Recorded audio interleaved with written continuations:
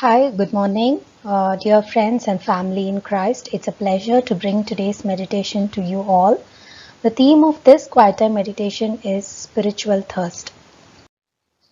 So, the passage we are going to read is from Acts chapter 8, 26 to 39. In this passage, there is this meeting between Philip and the Ethiopian official. So, let me read it out to you. Starting from verse 26. Now an angel of the Lord said to Philip, "Go south to the road, the desert road that goes down from Jerusalem to Gaza." So he started out, and on his way he met an Ethiopian eunuch, an important official in charge of all the treasury of the Candace, which means Queen of the Ethiopians. This man has gone to Jerusalem to worship, and on his way home was sitting in his chariot reading the book of Isaiah the prophet. The Spirit told Philip, "Go to the chariot and stay near it." Then Philip ran up to the chariot and heard the man reading Isaiah the prophet. "Do you understand what you're reading?" Philip asked. "How can I," he said, "unless someone explains it to me?" So he invited Philip to come and sit with him. This is the passage of the scripture the eunuch was reading. The eunuch asked Philip, "Tell me please, who is the prophet talking about, himself or someone else?" Then Philip began with that very passage of the scripture and told him the good news about Jesus. As they traveled along the road, they came to some water, and the eunuch said, "Look, here is water. What can stand in the way of me being baptized?" And he gave orders to stop the chariots. Then both Philip and the eunuch went down into the water, and Philip baptized him. When they came up out of the water, the Spirit of the Lord suddenly took Philip away, and the eunuch did not see him again, but went on his way rejoicing. So the theme of this meditation is spiritual thirst. So I could see how this Ethiopian official was so thirsty to know more about God and to spend time in His presence. There are some tangible signs from which you know that you have spiritual thirst. Okay, these are the signs by which you can know if you are thirsty, relating from this passage. So the first point is this Ethiopian official, he was returning from a special trip to Jerusalem. So during this time, Jerusalem was not a great place to be, because that was the time when Paul, who was then Saul, was actually persecuting Christians there. So whoever wants to know more about Christ would not go to Jerusalem at that point of time, but still this Ethiopian official decided to go there. Another thing is that he lives in a country which is he is actually a treasurer to the queen, and it's a very rich country, and he don't have to go to Jerusalem. He has everything he needs there in his place. Okay. The third thing is that another thing he faces is that he has this physical barrier. So in Deuteronomy, we read that those who have some physical disabilities, like for example, he is an eunuch, so his presence is not much welcome there in the temple, according to the law back then. All of these barriers are there for him to go to Jerusalem, but still he has the thirst to go to Jerusalem.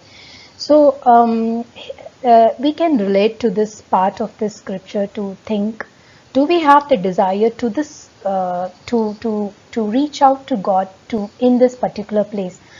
Each of us, it need not be a physical place as such. Instead, it can be an intimate place in your heart where you have a place for Christ, where you keep going in to have communion with Christ. And it can also be a fellowship where you come together as fellow believers and share the joy of Christ. So it can be that place where you go in seeking God, His presence. Okay. So if you do that, if you do have that, yes, we all have that, and that is a sign of being thirsty. Second thing is that he was traveling a long way to worship God. So it's a long journey. So how you can relate to this is that, are you ready to change the routine of life and make plans to seek God? So like this Ethiopian official, he actually travels a long way just to worship God. Actually, he goes there to get the scripture, and on his way back he's reading the scripture. So that shows his thirst. Same, we can think whether we are making changes in our routine to go to that particular place with God, where we continually, be in His presence and keep worshipping Him. The third thing is that he was reading the scripture. So we can read the Bible, and we can meditate on it, and then God can reveal so many things from the Bible to us. Same like that, this Ethiopian official was reading the scripture. So that is one of the signs of being thirsty. Another thing is that he was thrilled to meet a fellow believer. So there is joy in fellowship. So he's so happy to meet Philip. Immediately he invites Philip to his chariot. In a long journey in a desert, nobody will invite somebody who doesn't know that person to invite that person to his chariot. Nobody will do that, but still he does that because he knows that he's a fellow believer, and they share a joy in the fellowship. Similar to this, we all share a joy, where we come together in fellowship in Christ. So that is again a sign of being thirsty for Christ. Another thing is that he was thinking and seeking to understand. He constantly was asking questions. So there are a number of questions from our life, or when we read the Bible, we get a number of questions. So all of these questions, what you ponder in your minds, it is a thirst you have to seek to understand more about Him. So again, that relates to spiritual thirst. So the next thing is that he was so ready to act. Immediately he saw water, he said, okay, let me be baptized. He didn't wait for a moment. In fact, Philip also didn't tell him. Maybe Philip was explaining to him the need for baptism and everything. But he was the one who told, what is stopping me from being baptized now, right now? So it is an indication that he propels to take steps forward to grow in faith. So he just moves forward quickly to grow in faith. So these are all the tangible, like how for us it could be, in terms of giving, it could be in terms of contributing to God's kingdom, to be a part, an instrument in building God's kingdom. So it should propel you towards that. So that is being thirsty. So spiritual thirst is very important.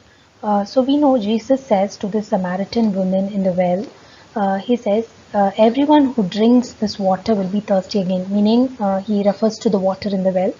But whoever drinks the water I give them will never thirst. Indeed, the water I give them will become in them a spring of water welling up to eternal life. So be thirsty for Him, He will fill you up. So it is a cyclical process. It keeps going on and on. Thank you. See you all. Bye.